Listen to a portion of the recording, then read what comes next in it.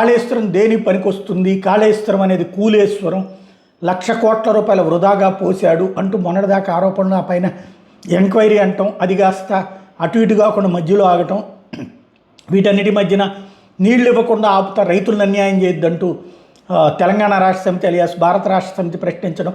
ఈ నేపథ్యంలో కాళేశ్వరం ప్రాజెక్టులో భాగమైన గాయత్రి పంప్ హౌస్ నుంచి ఎస్ఆర్ఎస్పి వరద కాలువ మీద ఉన్నటువంటి రాంపూర్ పంప్ హౌస్ వైపు గోదావరి ప్రవాహం అన్నటువంటిది ఏదైతే ఇప్పుడు అది ప్రొజెక్ట్ అవుతుంది, దాన్ని బీఆర్ఎస్కి సంబంధించినటువంటి వాళ్ళే ప్రొజెక్ట్ చేస్తూ ఇదంతా ఏంటి మరి ఎందుకు రిలీజ్ చేశారు, ఎలా చెప్తున్నారు ఇంతవరకు అబద్ధాలు అన్నటువంటి పాయింట్ చెప్పుకొస్తున్నారు. వాస్తవంగా కేసీఆర్ ఎస్ఆర్ఎస్పి పునరుజ్జీవ పథకంలో 122 కిలోమీటర్ల వరద కాలువని 3 రిజర్వాయర్లుగా మార్చారన్నటువంటి విషయం గుర్తులేదా అన్నటువంటిది ప్రశ్నిస్తున్నారు. ఇది సాక్ష్యం రేవంత్ రెడ్డి అండ్ టీం చేస్తున్నట్టు దుష్ప్రచారానికి, జరిగే వాటిని జరగని వాటిని జరిగినట్టు ప్రచారం చేయడానికి సిద్ధవస్తులు వాళ్ళు అనడానికి సాక్ష్యం ఇదని ప్రొజెక్ట్ చేస్తున్నారు.